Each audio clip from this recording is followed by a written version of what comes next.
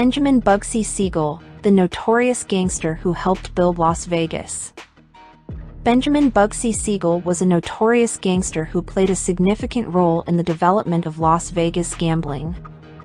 Born in Brooklyn in 1906, Bugsy began his life of crime on the streets of New York City.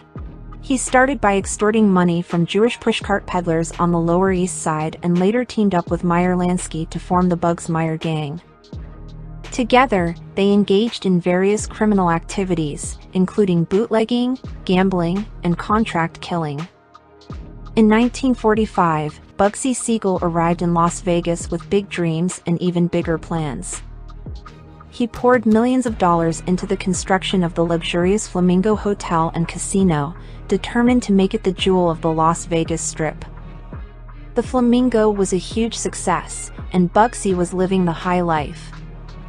However, his success was short-lived. On June 20, 1947, he was gunned down and his death remains a mystery to this day.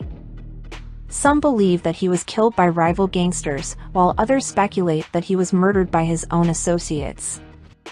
Despite his criminal activities, Bugsy Siegel is remembered for his contributions to the development of Las Vegas gambling. He was instrumental in transforming the city from a dusty outpost in the middle of the desert into a world-renowned gambling destination. Bugsy Siegel was also known for his charm and charisma. He was a ladies' man who was often seen in the company of beautiful women, including Hollywood starlets. He was also a visionary who saw the potential of Las Vegas long before anyone else did. However, Bugsy Siegel was also a ruthless enforcer who was not afraid to use violence to protect his interests. He was involved in several high-profile murders and was rumored to have ordered the hit on his own friend and business partner, Harry Big Greenie Greenberg. Despite his violent reputation, Bugsy was also a family man. He was married to his wife, Esther Krakauer, for over 20 years and had 2 daughters with her.